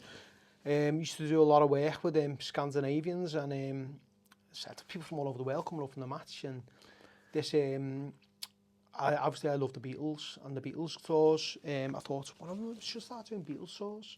You know, obviously a lot of tourists coming in. Set the company up. It was like, done myself a website, bit of advertising, and did it take off? A lot of it. I know a lot about the Beatles anyway. Done a lot of research, a lot of studying. Scripted the tour, wrote the tour out, and went from there. And it was a good time. You know, it was a boss tour. Used to do 2 hour, 3 hour, 4 hour, and then again on the back of the football, I thought, what can I do here? I thought, let me do a tour that involves all three major aspects of tourism in the city. So you've got the Beatles, the football, and obviously the city itself. Let's do a tour. So we called it the Ultimate Liverpool Tour, and I used to love doing every one of them. Like the Beatles ones. Was you on the mic and that just talking? Yeah. So the Beatles ones used to be, they were great. The Beatles ones are the best when you get like Japanese tourists in, because you used to have a guy, Tach, God rest his soul. He used to narrate the Beatles, so he was a blue badge tour guide, and he used to get on there and narrate them, and he was great, because the Beatles, them ones, they couldn't speak a word of English, so you couldn't even talk, you just drive them round. Do you know what I mean? It was just, it was good. You wouldn't have to say none. Yeah. And get paid for it. It was brilliant. But the Ultimate Liverpool ones, wow, they just exploded. They were unbelievable. So I ended up having to two coaches. We used to have a chair and a coach, and were all the seats full on them? every single. I used to do like 2 a day, and it'd be like 4 hours a tour. And we used to do the city. So we'd start off around the docks, but I would always class myself as an honest tour guide. I'm an honest person. I don't sugarcoat shit. Yeah. I'm always like, that's the problem with the world. Too much stuff is sugarcoated. You know, it's like when we get a visit from the king, and he comes to visit Liverpool, and all fresh roses are planted on the road, or you go and visit the Royal Hospital, and there's like no one in the waiting rooms. They're all in the basements and all stuff like that. To show them reality. Yeah, be honest, be real. Why, you know, they can't see the real world. How are they going to change things? They don't know what it's really like. So I used to be dead honest with them in the tour guides, and I'd tell them like how it is, and I'd tell them about the Thatcher days, and I'd tell them, this is a shit hole. This is not so to yeah, you know, I'd have laughs about the wheelie bin colours and stuff like that, and but we used to go around the city. I'd take them around the 3 Graces. I'd tell them what, I'd have a little laugh, and they'd load. I'd always try and make it dead funny. Sometimes it's hard rubbing off on Scandinavians when you crack a joke where you know it's you know, a local, someone from the northwest are there, that they piss themselves laughing. Where they don't understand you. And I'd be like, oh, that was a belter joke, darling. Like, no one's even laughed or cracked. You know. But anyway, we'd take them out, and yeah, we used to do Liverpool and Everton. I used to take them round. We go round, go up on Everton Brow, show them the city, the views and all that, explain Liverpool, the Wirral, tell them about the Manchester Ship Canal, and then we go round Goodison, and that was a big thing for them, going round Goodison, because obviously they come here for Liverpool, but then they don't realise how close Liverpool and Everton actually are, you know, which is obviously just across Stanley Park. So I used to drive round Goodison, and explain things to them, and I'd always tell them the story of Dixie Dean, and you know what a phenomenal player he was, and obviously how he scored in his last game to break the records and stuff. And yeah, it was, then we'd obviously go down to Anfield, and then we'd stop off, and I'd always make a point of going to like a local pub or a local cafe, and you know, to spend a bit of money for the economy. Yeah, because you're bringing business into the, you know, into the local community. So that was great. I'd like the pub, I'd go to a pub, and we'd have like a little pit stop there, and you know, they're going to get like 50 odd people come in the middle of, you know, a Sunday morning, or even if it's a weekday game, you know, they just come in, and next thing the fucking booze is full. They don't have a pint each, but you know, it could be like.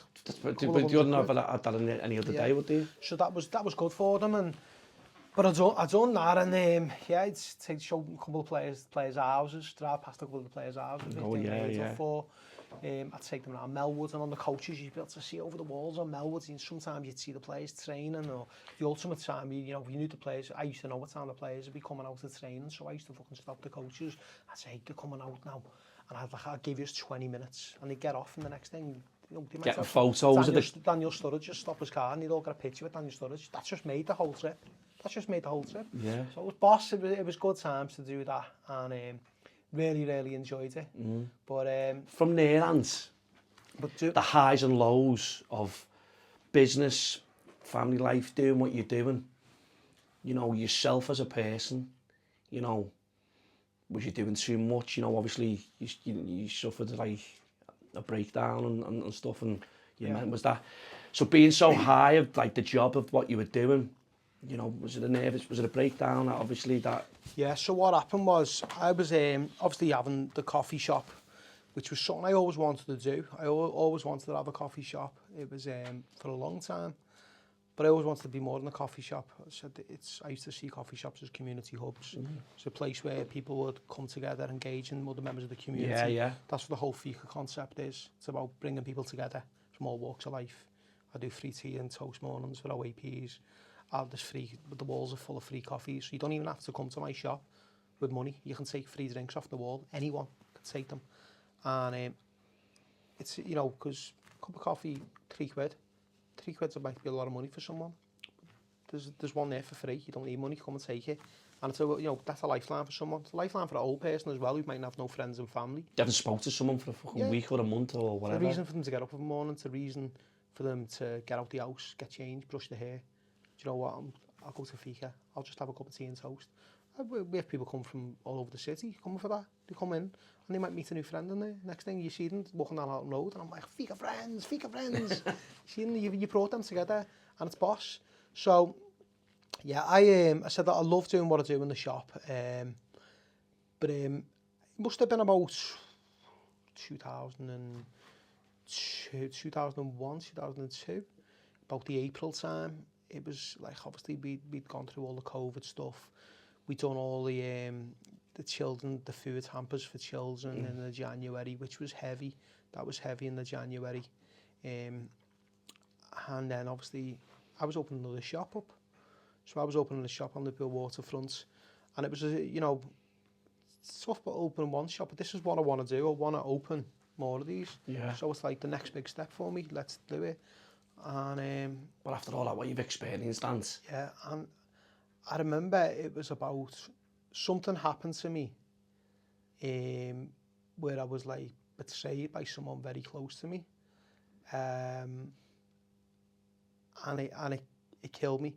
So obviously I was under all this pressure getting the shop ready. I still had all that shit going around in my head as well. Well, what you've been doing, helping people? Everything, helping people, and and it's there were still people that carried on even when like I said I wasn't going to do anymore. It was like there were still people that were still helping. Yeah, yeah. Would you come in the shop and I give them the brekkie for free or stuff like that. I still have a lot of people reaching out to me, and I remember just said this person betrayed me and financially, and it just sent me over the edge. And I remember just feeling empty and numb. I remember just really, I don't want to speak about who. No, you don't need to name that, but the reason, obviously. Yeah, it's about trust. When someone's broken your trust, it fucking breaks your heart. It's a killer, mate. And that was going on in my head. And then I remember like, I'm not asked about this shop. I'm not asked about it now. And then I'd go out for walks. And then I remember just like being down the docks and like looking over the edge in the water. And I'm just like, I can't believe this person's betrayed me. And then it's like the pressure of, I've still got to phone this up. I've got to do that.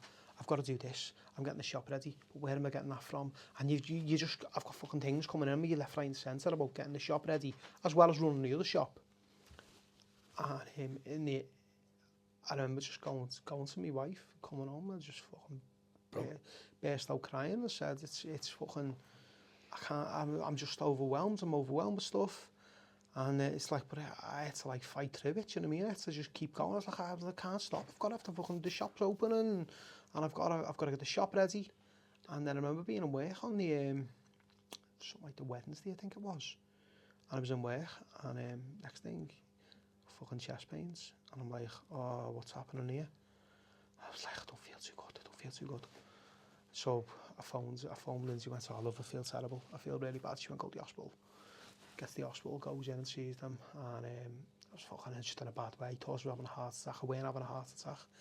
And basically, they come through, they sent like a psychiatrist out and all that. And I was like, what have you got going on? Well, you got something going on in your life. Well, tell me about this, tell me about that. And I basically had to I was having a breakdown. Basically, they said like, when you have a breakdown, when your body's screaming out for help, you can give your signals out in different ways. Some people lose their hair, some people go grey, some people come out in a rash. Yeah.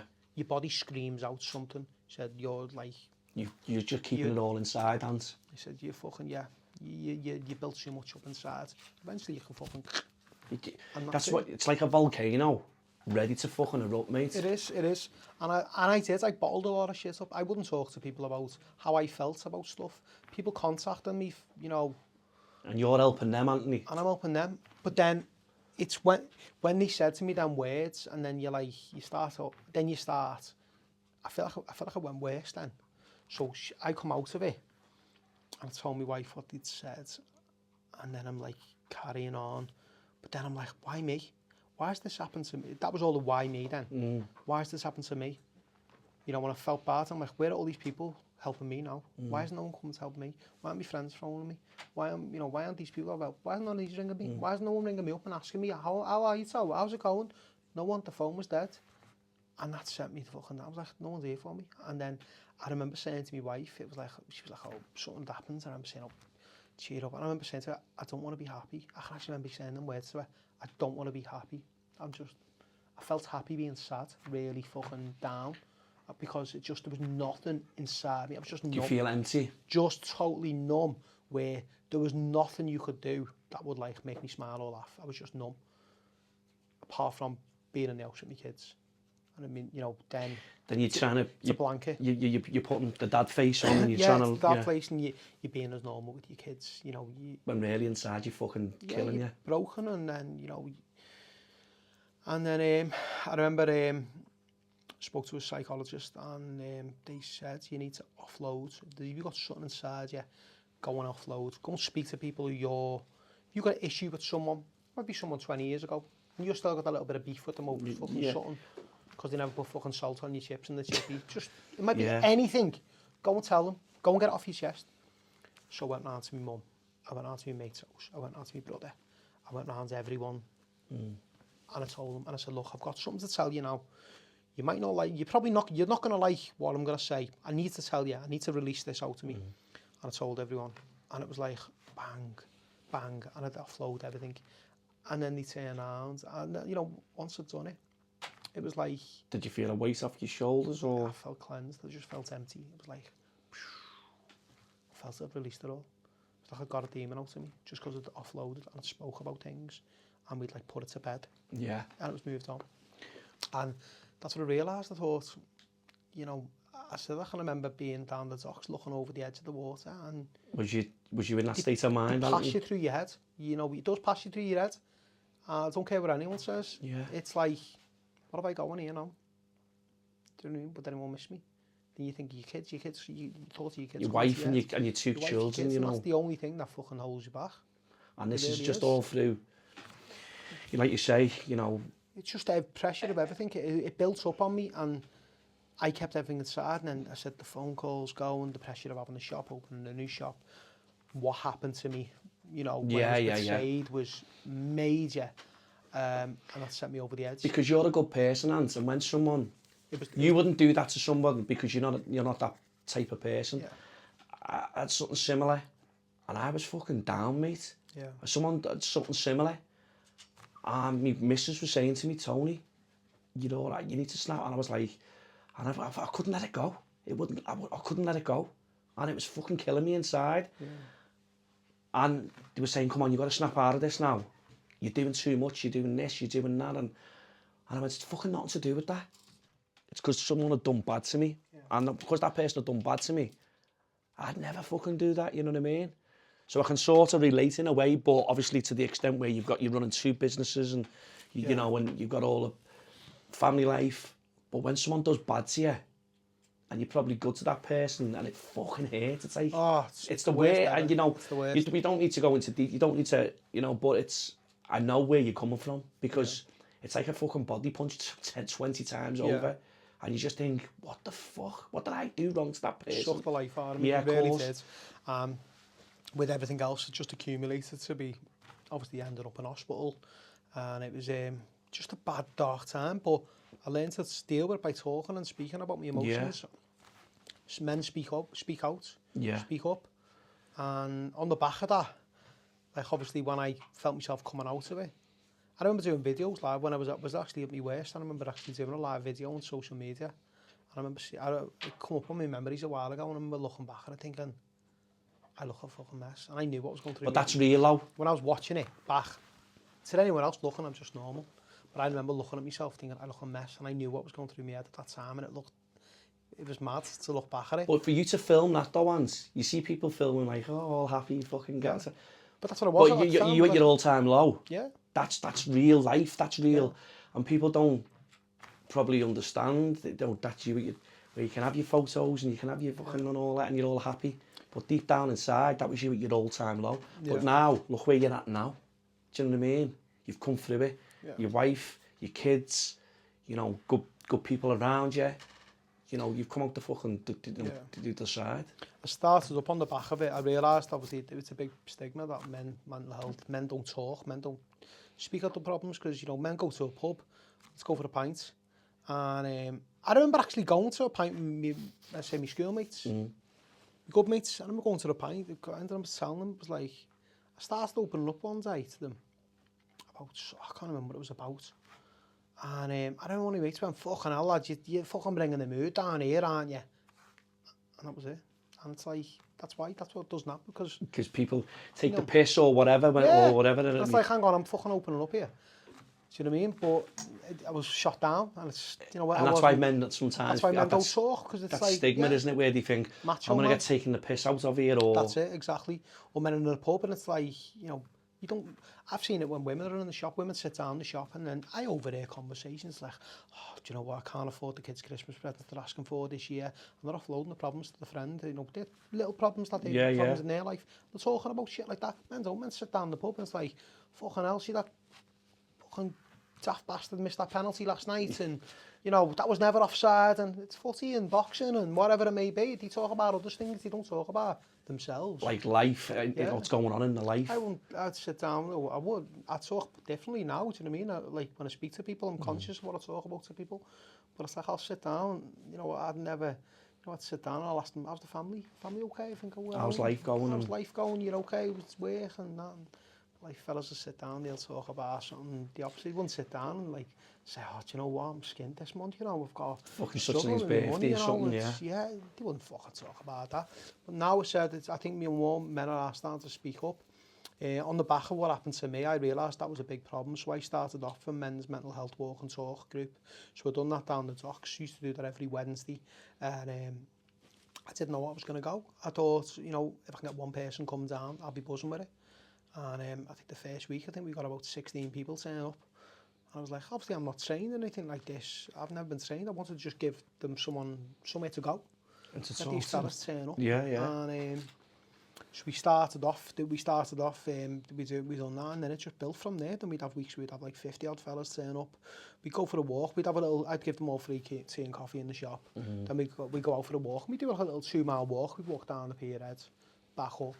And when you're one-on-one with someone, you don't know them. Yeah. You've never met them. There's no judgment. You can offload, you can talk about shit that they can't judge you on nothing.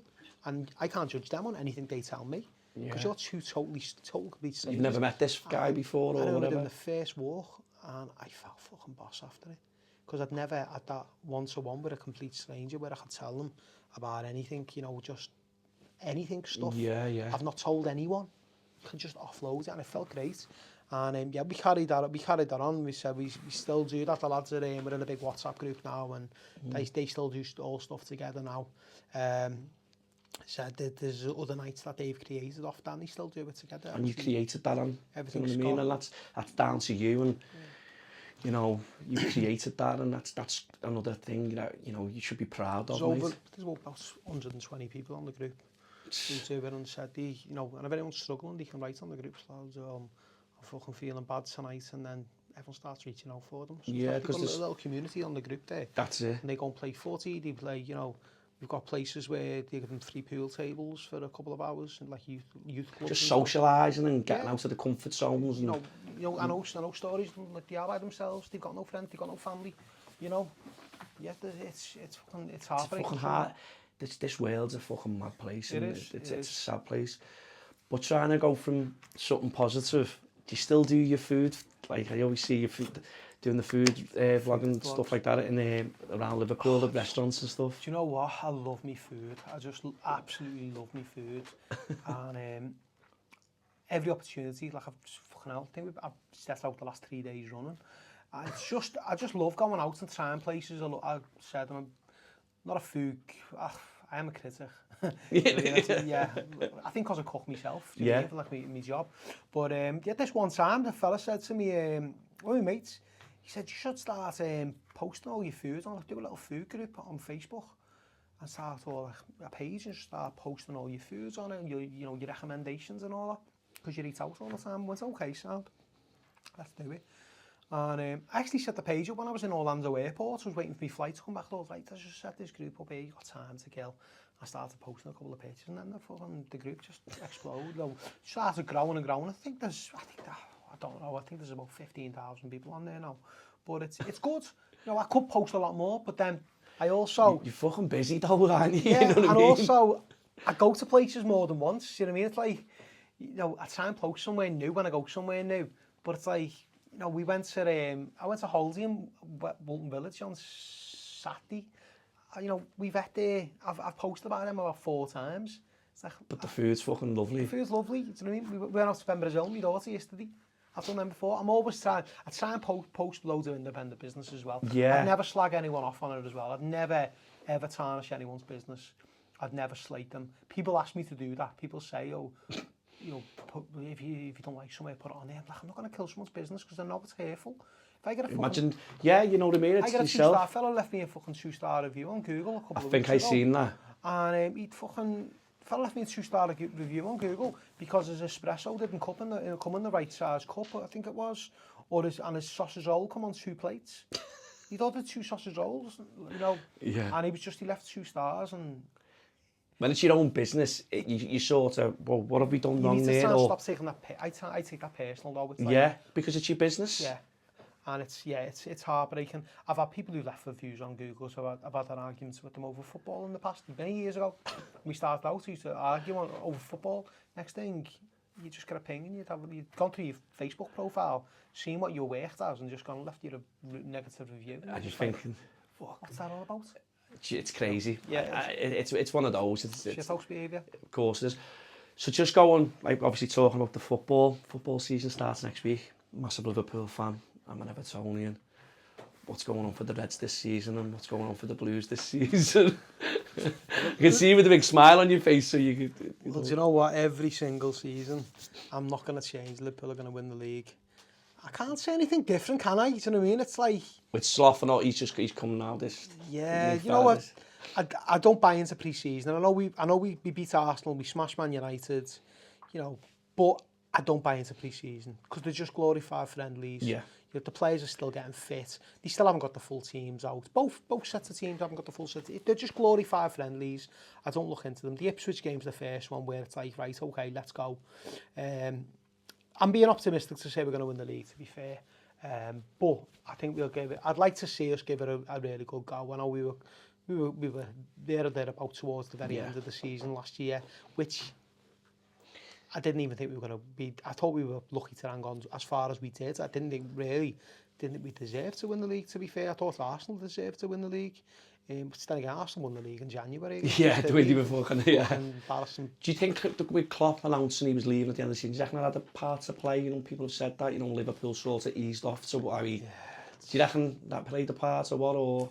I don't know, you know. It's people say that, don't they? You know, do you think Klopp announcing it? Possibly have, do you know what I mean? Because it was like all the limelight was around him, isn't it? Possibly could have, but I just think, you know, it was just one of them things. You know, I didn't expect us to be where we were. I thought everyone was saying, oh, it's Liverpool to lose, and I was like, I fucking wasn't. You knew, I knew Man City would win it. I just knew Man City were going to win it. They always put in a good run at the end of the season, and I just knew as soon as someone was going to drop points, they were going to capitalise on them. And yeah, it's just... I wanted Arsenal to win it. I really did. Yeah. I really wanted Arsenal. Mixes it up a little bit, doesn't it? It mixes it up again. You know, they've got a proper team. You know, obviously City have got, you know, the black clouds against them with all these charges, and I don't like all that, the way they've gone about buying football, because that's what they've done. That's it. They've bought football. Do you know what I mean? And it's just wrong. Arsenal have done it the right way. You know, people say about Liverpool buying this, that, and the other, but Liverpool have done it the right way. Do you know what I mean? Even United, when they were doing it, they done it the right way. They bought the best players, but, you know, they didn't like go and totally fucking billions and billions and billions and billions and pay people ridiculous money to come, the best players literally on the planet. You know, to come and it's just the wrong way to do it. Yeah. They've got 2 international teams, 3 and that. They could probably field 3 full-strength international teams. They've got like 3 players in every position. It's just crazy. But I think Arsenal give them a good go. But I think you should be there. You should be up there again. I think. You know, It's great. It's not on worst. Like, I think we fall short about, I think it was 4 games to go. I think it was this year, or 3 or 4 games to go. And, it's great when, like, the season ends, you take it to the last day and there's still something there to play for. Yeah. It's great, and obviously we had under Klopp we had Europe. I think it was like 4 seasons on the run. We were going to European finals and that was amazing to have, like, you still the season finished, but you still had the final to go to. Yeah. It was fab, but I think we'll do good. So far, reading things and stuff about the new manager, his style of play is quite similar to Klopp's, a lot of passing, aggressive football. So it's going to be interesting, Starts next week at Ipswich, doesn't it? And we've got Brighton at home, so fuck knows what's going to happen with Everton, like I say. Last season as well at the Goodison, yeah, the old lady. Before we move to Bramley Moor, so... You looking forward to that?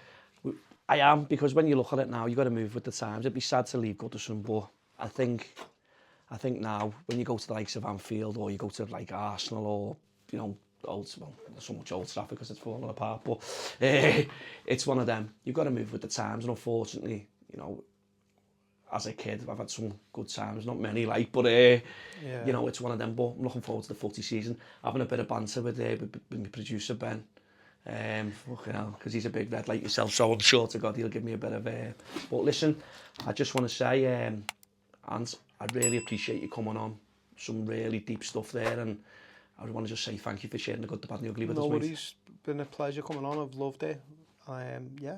Thanks very much, mate, cheers, nice one. Nice one, so. Cheers, mate, nice one.